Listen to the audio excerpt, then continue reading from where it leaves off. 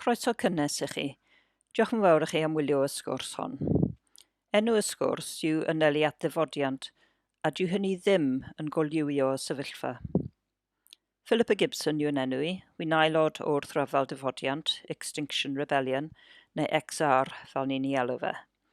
Wy'n diwtor addysg oedolion, ac wrth redd, dwi ddim yn rebel nag yn siaradwr. Nod y sgwrs yw rhoi gwybodaeth am yr argyfwng ac am XR. Gobeithio byddwch chi eisiau ymuno ag Wrthryfel Difodiant wedyn.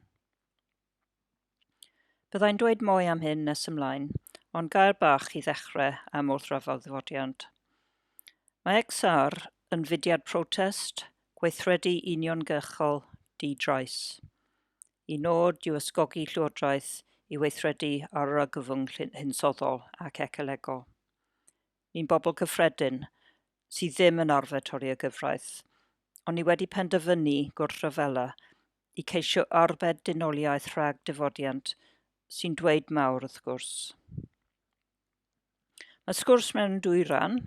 Yn gyntaf, byddwn ni'n edrych ar effeithiau ar y rhagolygon ar gyfer y dyfodol os na weithredwn ni. Yn ail, gawn ni edrych ar beth sy'n angen ac ar Wrthryfel Difodiant a sut gall fe lwyddo. Felly, gawn ni ddechrau trwy edrych ar y gwirionedd am y sefyllfa ac edrych ar y wyddoniaeth. Y ddaear yw'r unig system cynnol bywyd sydd gyda ni. Does dim planed B, does dim plan B. Ni'n dibynnu arni yn llwyr ar gyfer ein bywydau a bywydau ein plant a dyfodol pobl. Ni'n dibynnu ar y awyr, y cymforoedd a'r tir i cael popeth sy'n hanfodol i oroesi. Ond ni yn y proses o ddinistrio system cynnal bywyd. Mewn sawl ffwrdd, ni'n dinistrio hinsawdd trwy cynhesu y ddaear, a ni'n dinistrio ecoleg. Mae gweithgareddau pobl yn niweidio y biosffer ni'n dibynnu arno.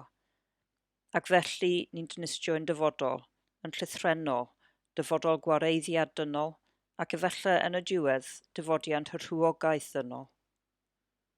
Oherwydd yn gallu deall, ni yw'r unig rhywogaeth yn hanes bywyd 4 biliwn o flynyddoedd ar y planed sy'n erioed wedi gweld i Difodiant yn dod. A ni yw'r unig rhywogaeth sy'n ar gallu i atal yn Difodiant yn hunain. Ond ydyn ni'n mynd i'w atal. Beth sy'n digwydd i'r hinsawdd? Mae awylgylch y ddaear yn cynnwys nwyon tŷ gwydr sy'n dal gres jyst fel mae tŷ gwydr yn yr ardd yn dal gres. Pan fydd ynni'r haul yn cyrraedd wyneb y ddaear, mae'n ceisio gadael eto, peledri i ffwrdd. Ond mae'n cael ei roestro gan y nwyon tŷ gwydr. Dyna pam dyw'r ddaear ddim yn belen o ia, felly mae'n bwysig bod na nwyon tŷ gwydr o gwmpas y ddaear. Y rhai posicau ni yw carbon dioxide a methan, yn nwyon carbon. Mae lefelau nhw yn yr atmosffer yn rheoleiddio pa mor gynnes yw'r hinsawdd. Ond ni wedi bod yn pwmpio nwyon tŷ gwydr i'r atmosffer ar gyflymder hollol ddigynsal ers y chwyldro diwydiannol. Wnaethon ni ddarganfod cronfeydd enfawr o danwydd ffosil, nwy naturiol, olew a glo. Ond drwy losgi y tanwydd ffosil ar gyfer ni wedi pwmpio llawer o carbon dioxide a methan i'r atmosffer ac felly wedi dwysau effaith tŷ gwydr.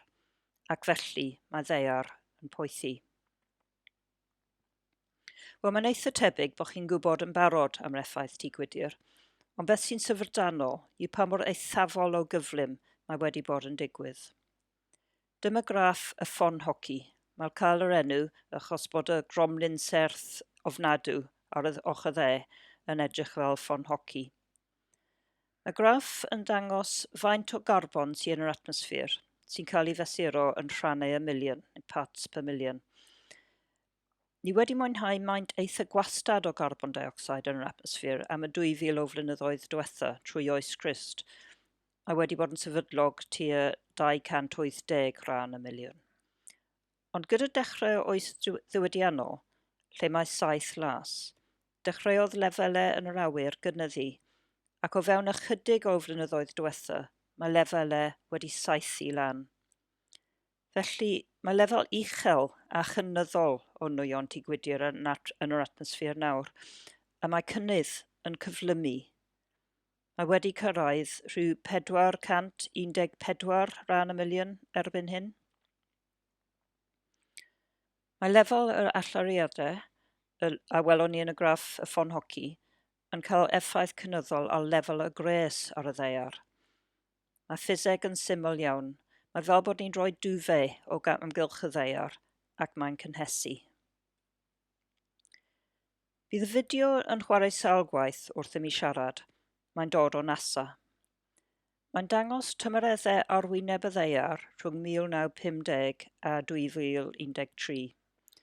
Mae glas yn dangos ardaloedd sy'n oerach na'r cyfartaledd. Mae melyn a coch yn dynodau ardaloedd sy'n cynhesach na'r cyfartaledd. Y cyfartaledd, neu lefel linell sylfaen, yw y cyfartaledd dros 30 1950 i 1980. Mae'n arsoedus ond yw hi.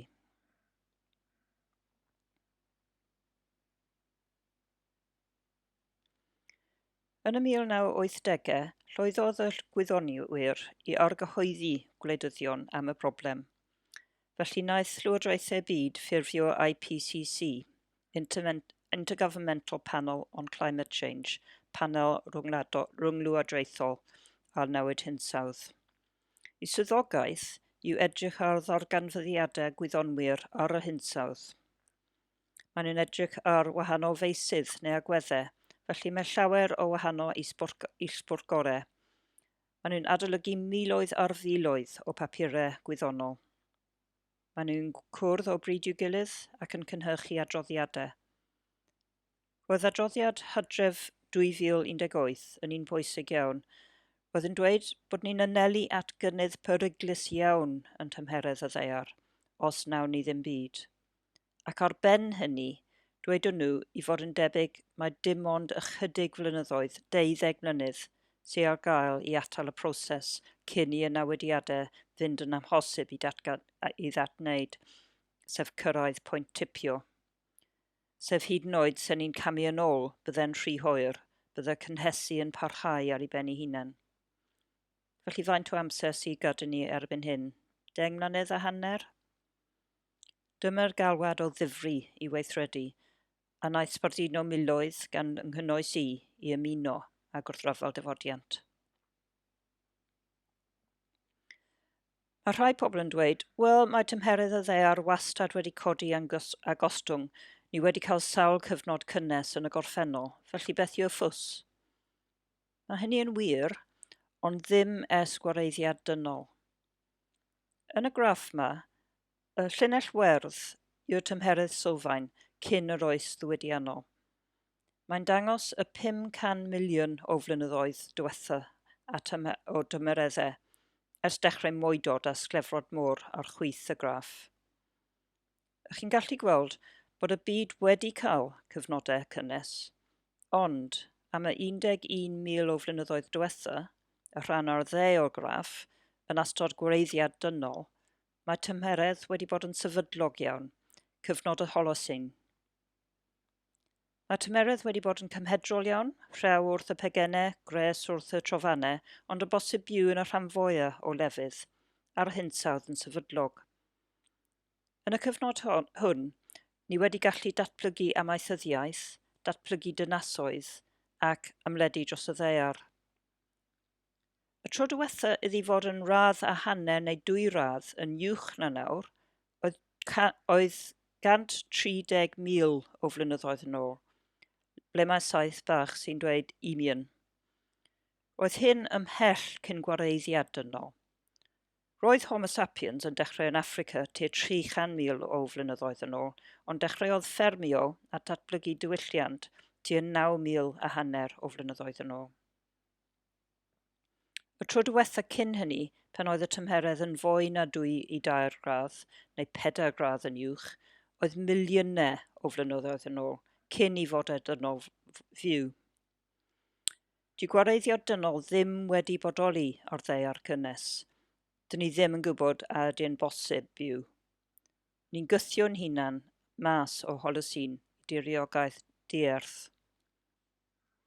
Hefyd, i ddeall y graff yn iawn, mae angen deall nad yw cynhesu erioed wedi digwydd dros gyfnod mor fyr, bod yn ymddangos bod adegau o newidiadau sydyn iawn.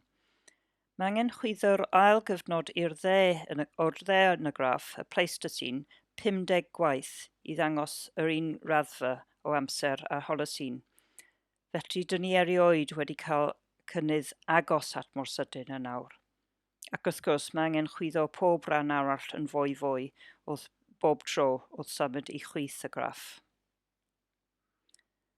O hyn y bryd, ni'n meddwl bod ni tua un radd yn uwch na llinell sylfaen cyn ddiwydiannol, ac ni wedi dechrau teimlo llawer o effeithiau brawychus yn barod, gyda mwy a mwy o ddigwyddiadau tywydd dinistriol iawn. Yn y lluniau yma, ar y chwith, mae Queensland, Australia, lle roedd llifogydd eithafol yn chwefro llynedd. Roedd sychder hir iawn yn cael ei dilyn gan lawiadau dwys iawn, ac felly daeth llifogydd mawr, a lladdwyd 500,000 o wartheg. Ar y dde Chennai yn India, dinas a redodd mas o ddŵr yn Mehefin 2019, ac maen nhw angen cael ei dŵr gan dancer o hyd. Mae India wedi profi tymereddau eithafol o boeth. Roedd Allahabad, enghraifft, yn pasio 50 gradd Celsius yn Mehefin llynedd. Mae pobl yn dweud bod tymheredd fel yna yn teimlo fel sauna diddiwedd, bod pywennau cwn yn llosgi ar y palmant, bod y gres yn brifo wyneb.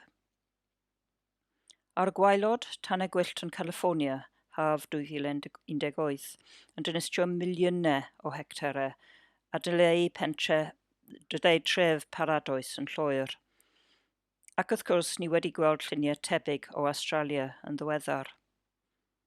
Ar y dde CYNYDDU'R ar aeth trwy Mozambique, Zimbabwe a Malawi mis Mawrth 2019, roedd yn gofodi miliynau o bobl o'i cartrefi a lladd cannoedd a channoedd o bobl. Ond mae effeithiau cynhesu byd-eang yn ddigon amlwg nes ato ni wrth gwrs.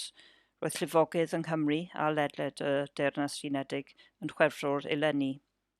Ni'n cofio lluniau o Cricawel, enghraifft. A ni'n gwybod hefyd bod Cyngor Sir Gwynedd wedi dweud na fydd yn bosib am ddiffyn pentref Fairborn ger y Bermo rhag y môr ar ôl 2050, a bydd rhaid i'r trigolion adael ac i'r pentref cael ei dynnu i lawr erbyn hynny. Felly beth sy'n digwydd os ni ddim yn wneud rhywbeth i newid y proses? Os ni'n parhau gyda busnes fel arfer, heb newid dim, mae dyfodol yn rhagweladwy ar sail y ffiseg, y dwfe mwy trwychus, ar sail beth sydd wedi digwydd, y gorffennol pell fel welwn ni yn y graff, ac ar sail beth sydd yn digwydd nawr yn y gwledydd agosach at y cyhydedd. Un canlyniad mawr fydde lefel y môr yn codi. Bydde hyn yn digwydd oherwydd ehangu thermol yn y cefnforoedd, dŵr twym yn chwyddo, ond yn bennaf achos y ia yn toddi. Mae ia yn cloi dŵr wrth y pegynau. Erbyn diwedd y ganrif hon, os na fydd newid sylfaenol, mae'n debyg bydd lefel y môr yn codi 2 fetr, taldryd 1. Bydde hyn yn boddi dinasoedd ar orfordir Trano a Gaerdydd enghraifft, a darnau mawr o dir. Bydde rhaid i bobl symud i rywle. Canlyniad arall fydde mwy byth o ddigwyddiadau o tywydd eithafol. Ni'n gweld hyn yn barod, ardaloedd lle mae'n dod yn amhosib tyfu bwyd, cnydau methu ac ati. Bydde newyn, prinder dŵr, dadleol i pobl. Bydde gwrthdaro a ryfel yn anochel. Mae rhag gweld y effeithiau hynny, busnes fel arfer, yn dilyn o beth sy'n digwydd yn barod, ac mae'n digon arswydus. Ond mae'n debyg bod y newid ddim mor syml, bod yna effaith cyflymu sef effeithiau dolenni adbwrdd feedback loops neu amplifiwyr. Byddai'r rhain yn cyflymu y proses yn aruthrol. Yn gyntaf, ar y chwith, gawn ni edrych ar effaith y ia a tymheredd y ddaear, sy'r effaith albedo. Beth yw'r effaith albedo? Wel, mae llawer o ia wrth y pegynau, a mae'n oeri y ddaear yn sylweddol. Mae golau a gres y haul yn cyrraedd y ia gwyn ac yn cael ei adlewyrchu yn ôl allan i'r gofod, fel ni'n gwisgo het wen ar ddiwrnod heulog. Wrth i'r capiau ia grebychu, mae ia gwyn yn troi'n ddŵr ac yn tir tywyll. Felly mae ddaear yn dechrau am signo gres yn lle i adlewyrchu, a mae hynny yn cyflymu colli'r ia sy'n cyflymu yn signo'r gres ac ati mewn cylch cythroelig, fel bydd y cynnydd yn cyflymu o hyd. Mae y ddau lun o'r Arctic yma 1984 a 2012, lluniau sydd wedi tynnu yr un tymor, mis Medi. Eto, mae'n arswydus gweld pa mor gyflym mae ia wedi diflannu. A mae gwyddonwyr yn gweld bod y pegynau yn cynhesu yn cyflymach nag unrhyw rhannau eraill o'r planed, i lefel anhygol weithiau. Enghraifft, recordio nhw tymereddau 30 gradd yn uwch nag arfer ar gyfer adeg y flwyddyn yn yr Arctic yn Chwefror 2018. Ar y dde, gawn ni edrych ar ryddhau mithan sy'n amplifiwr arall, y posibilrwydd o ffenomenon hollol newydd, y miliynau neu falle biliynau o tunnellau o fithan wedi cloi o dan y rhew parhaol, y permafrost, ac o dan ia y môr yn y pegynau. Mae mithan yn nwy tŷ gwydr llawer mwy grymus na carbon dioxide, sef fel bod y mithan yn rhoi mwy o togs yn y dwfau. Felly mae rhyddhau mithan yn achosi mwy o cynhesu, sy'n achosi mwy o ryddhau mithan ac yn y blaen ac yn y blaen. Gwybodaeth arswydus iawn yn ni eto. Felly ni wedi trafod y hinsawdd, ond dim ond rhan o'r broblem yw'r hinsawdd. Rhan arall o'r broblem yw'r biosffer, yr ecoleg, y pethau byw sy'n cynnal ni. Mae angen tyfu digon o fwyd i cynnal 7 biliwn a hanner o bobl, a mae nifer yn cynyddu yn gyflym, felly erbyn 2050 gallai fod 10 biliwn. Ac wrth gwrs, mae hyn yn effeithio ar ddefnydd tir y byd. Ni wedi gorfod defnyddio llawer iawn o adnoddau y byd i fwyd o pobl, ac felly ni wedi datgoedwigo llawer iawn o dir i droi'n dir fferm. Mewn llawer o'r ardaloedd y byd, mae hyn yn amaethyddiaeth ddwys iawn. Trwy amaethyddiaeth ddwys, ni wedi dileu pryfed mwyn amddiffyn y CYNYDDU'R gyda plaw laddwyr, ac wedi disodli y coedwig. Mae coedwigoedd yn syncio carbon dwys iawn. Mae coed yn tynnu lawr o carbon allan o'r awyr ac yn troi y ddeunydd planhigion. Felly, fel mae y sleid yn dweud, mae datgoedwigo yn achosi lleihad mewn signo carbon, mewn bioamrywiaeth ac mewn cadw lleithder. Mae cefnforoedd yr un mor hanfodol i'n goroesiad.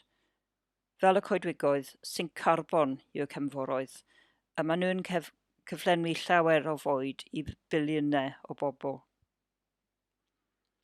Mae cefnforoedd wedi bod yn cynhesu yn araf ond yn sicr, fel mae graff yn dangos.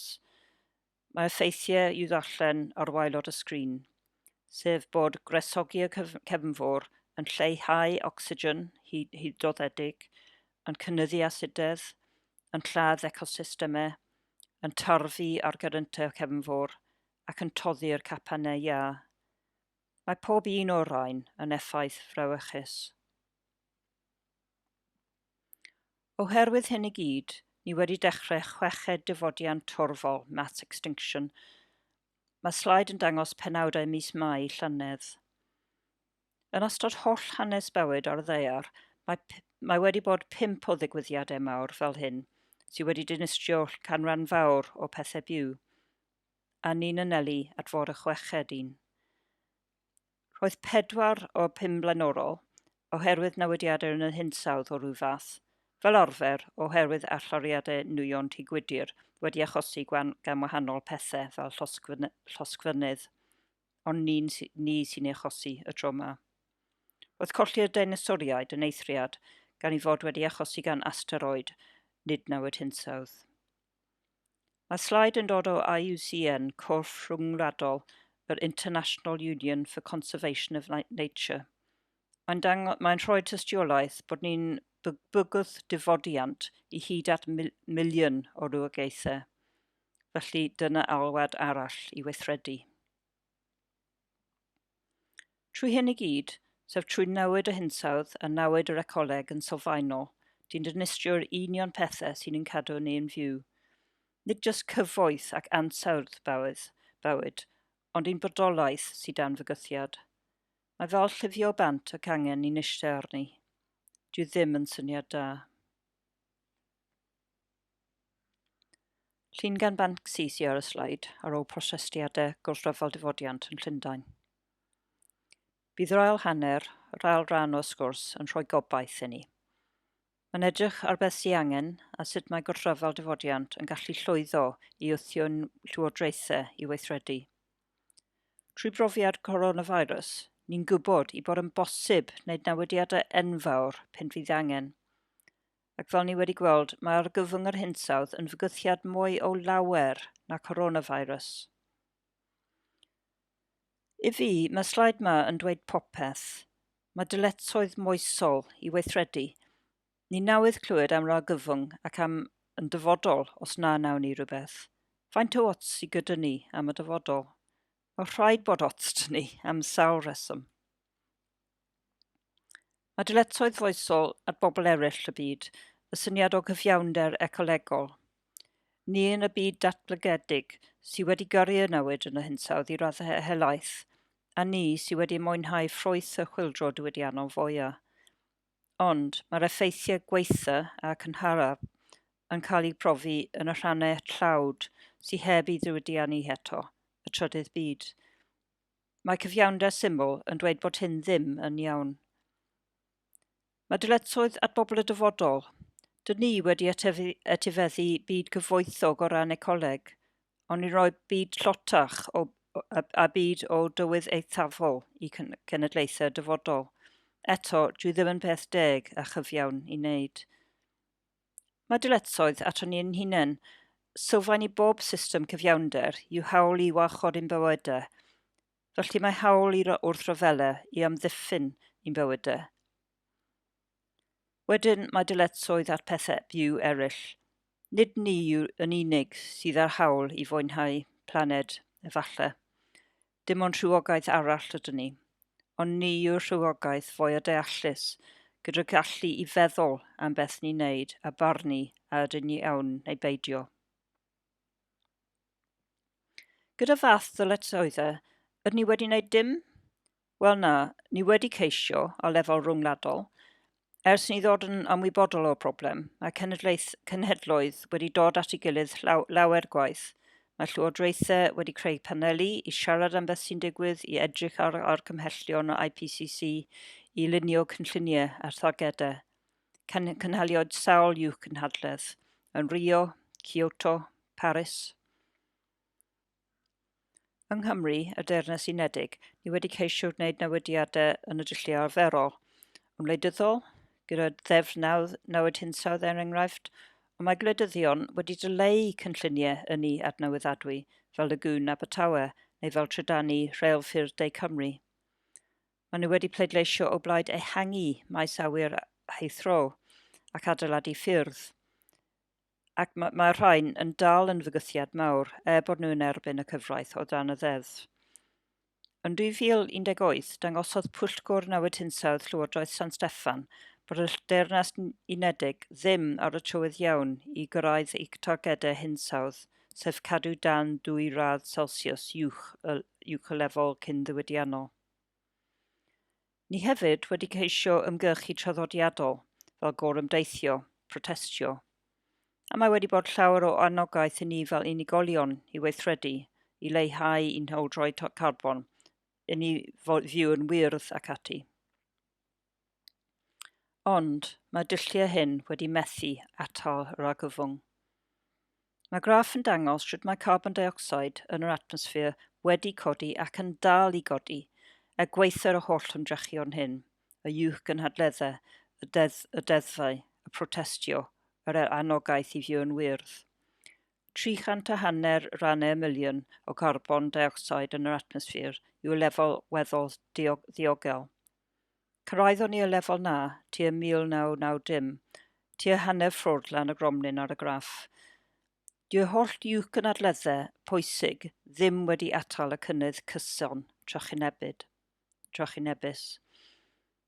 Erbyn hyn, 2020, mae carbon dioxide wedi cyrraedd tua 414 ran y miliwn. Efallai bydde wedi bod yn wath byth heb y holl pethau hyn, ac mae newidiadau pwysig wedi cael ei wneud, ond dim hanner digon i ddatrys y problem.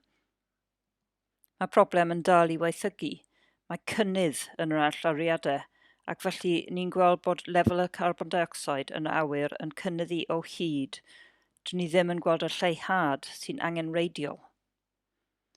Mae rhaid cofio llwyddiant hefyd. Ych chi'n cofio am y CFCs, y twll yn y haen ozon?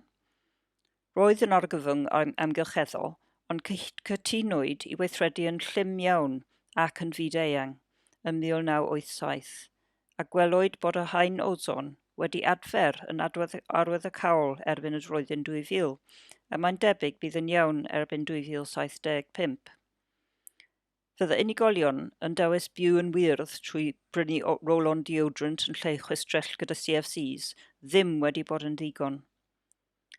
Mae'n debyg bod y cytundeb rhyngwladol wedi dod oherwydd bod gan Ronald Reagan felanoma ar ei droen, ac roedd Margaret Thatcher yn deall y wyddoniaeth. Felly dyna enghraifft o byd yn trechu argyfwng trwy weithredu yn llym ac yn gyflym. Felly ni'n gwybod i fod yn bosib. Mae angen dull newydd ac effeithiol i ddelio ar argyfwng y hinsawdd ac argyfwng ecolegol nawr. Mae angen i ni ceisio rhywbeth wahanol. Felly, dyma XR yn dod i'r SY'N. Gwnaeth XR datgan gwrthryfel yn Hydref 2018. Blocio nhw bontydd yn Llundain, fel wnaeth Cymdeithas yr Iaith Pontrhyfechan, a felly gythio'r argyfwng i mewn i feddwl y cyhoedd, a mae wedi tyfu yn gyflym ers hynny. Beth yw'r dull newydd? Gwrthwynebiad sifil. Mae angen torri'r rheolau arferol. Mae hanes hir ac anrydeddus o bobl foesol yn torri y cyfraith mwyn gorfodi newid mewn system. Mae sawl enw i'r dull, gwrthwynebiad sifil neu anufudd-dod sifil neu weithredu uniongyrchol di-drais, Non-Violent Direct Action, NVDA. Fel dweud o Saunders Lewis, trwy ddilliau chwyldro yn unig mae llwyddo. Mae dull wedi bod yn llwyddiannus iawn. Mae yr enghreifftiau yn cynnwys ymgyrch Gandhi, roedd yn arwain gwrthwynebiad sifil yn erbyn rheolaeth Prydain yn India. Naeth Rosa Parks sbarduno mudiad hawliau sifil yn yr Unol Daleithiau a Martin Luther King. Ac ni gyd yn gwybod am lwyddiannau Cymdeithas yr Iaith wrth ddefnyddio'r un dulliau. Mae'r ymgyrchwyr yma yn arwyr erbyn hyn, ond dro nhw'n cael eu difrio yn aml am dorri y gyfraith ac am achosi trafferth. Hynny, llwyddo nhw i drawsnewid cymdeithas. Felly ni'n gallu gweld i bod yn bosib i unigolion ysgogi newid ar y cyd trwy wrthwynebiad. Dyma pwyntiau sy'n bwysig i XR. Yn gyntaf, y dull di-drais. Byddai'n dweud mwy am hynny mewn munud. Yn ail, mae angen llawer o bobl. Felly mae angen i ni sbardino pobl Cymru, y Deyrnasiedig a'r byd i ymuno, a mae angen i ni gael canran fawr o boblogaeth i weld newid hinsawdd yn flaenoriaeth. Yn trydydd, mae angen cynnal y protest lle mae pŵer, yng Nghaerdydd a Llundain, lle mae llywodraethau. Ond hefyd, yn pedwerydd, ni'n ceisio gweithredu yn adeiladol yn lleol, gyda awdurdodau lleol, yw addysgu, i gythio ac i gydweithio a polisïau a prosiectau. Beth ni eisiau? Mae 3 galwad sylfaenol dyn ni. Yn gyntaf yw awdurdodau, llywodraeth a cyfryngau ddweud y gwir am y argyfwng, peidio i lestoreiddio. Yr ail alwad yw gweithredu nawr, sef i'r cenhedloedd diwydiannol, sy'n cynnwys ni wrth gwrs, roi gorau i allaneuoedd tŷ gwydr. Mae XR wedi gosod 2025 yn darged ar gyfer cyrraedd alloriadau 0. Y trydydd galwad yw i ni symud tu hwnt i wleidyddiaeth, sef galw am gynulliadau dynasyddion ar y hinsawdd a cyfiawndau ecolegol. Gan i troi i edrych ar hyn nesaf. Felly beth yw y trydydd galwad yma? Dyma'r diffiniad ar wefan Parliament UK. Grŵp o bobl sy'n cael ei dwyn ynghyd i trafod mater neu faterion, a dod i casgliad ynglyn â'r hyn y dylai ddigwydd yn ei barn nhw. Dawisir y bobl i adlewyrchu poblogaeth ehangach o ran demograffeg ac agweddau persnasol. Yn y bôn, grŵp o ddynasyddion cyffredin sydd wedi cael ei dewis fel rheithgwr ac sy'n dod at ei gilydd i ystyried rhyw neu gyda gwybodaeth gan arbenigwyr ac wneud argymhellion i'r llywodraeth. Mae sawl reswm pam mae hyn yn bwysig yn y proses o newid cyfeiriad gyda'r argyfwng. Mae cynulliad dynasyddion yn gallu edrych ar y tymor hir. Mae'n gallu datrys rhai o broblemau democratiaeth. Bod democratiaeth yn addechog mewn sawl ffwrdd, mae'n gaeth i'r tymor byr achos bod angen ennill pleidlais trwy fod yn boblogaeth bob 5 mlynedd. Dyw cynulliad dynasyddion ddim yn dibynnu ar pleidleisiau. Mae'n gallu dweud beth sy'n angen ar sawl wyborniaeth i sicrhau dyfodol i'n plant, bod beth sy'n angen yn gallu bod yn boenus ac yn anodd yn wleidyddol. Fel sydd wedi digwydd gyda coronavirus, mae angen wneud pethau mawr sy'n gallu bod yn amhoblogaidd mwyn ymateb i'r argyfwng. Gyda cynulliadau dynasyddion, does dim dylanwad corfforaethol, enghraifft gan cwmnïau tanwydd ffosol. Mae cyhoedd yn amddiried ynddyn nhw. Maen nhw'n cael ei gweld yn ddi-duedd yn cynrychioli poblogaeth fel rheithgwr. A maen nhw wedi gweithio yn effeithiol iawn mewn sawl man. Enghraifft, yn Iwerddon, trefnwyd cynulliad dynasyddion i trafod mater oedd yn anodd iawn, sef erthyliad. Roedd y wlad wedi ceisio i ddatrys ers amser hir, ond roedd yn fater rhy boeth i wleidyddion o unrhyw blaid, ac roedd cynulliad dynasyddion yn gallu wneud argymellion, a trwy hyn daeth yn bosib pasio'r deddf. Mae llefydd eraill wedi defnyddio cynulliadau yn llwyddiannus hefyd. Gallwch chi chwilio am Citizens' Assemblies trwy Google a Wikipedia. Felly sut mae XR yn gweithio? Y peth pwysica yw i fod yn ddi-drais. Am resymau moesol i ddechrau, dyn ni ddim eisiau gwneud niwed i neb, ond hefyd am resymau ymarferol. Os ni'n dreisgar mewn unrhyw ffwrdd, mae'r awdurdodau yn gallu ymateb gyda thrais a gallen nhw ennill. Ond os ni'n cadw yn ddi-drais, wedyn, os ydy'r awdurdodau yn ymateb yn llawdrwm, maen nhw'n cael ei gweld yn ormesol a mae mudiad yn ennill cefnogaeth. Ni'n datganolog. Does dim un trefnydd neu arweinydd. Mae pob wlad, pob ardal, pob grŵp leol yn wneud beth maen nhw'n ei weld yn bwysig ac yn effeithiol. Trwy hyn, mae wedi lledu ac wedi bod yn llwyddiannus iawn. Mae syniad bod ni i gyd yn griw a long ofod y ddeiar yn cael ei ddefnyddio yn aml yn XR. Y syniad bod gan pawb ddyletswydd, bod angen pawb a bod yna rôl i bawb. Ac mae'n bwysig bod ni'n gyfalu am ein gilydd ac am bobl eraill. Felly yn aml, mae bwyd ac acennau yn bwysig yn y mudiad.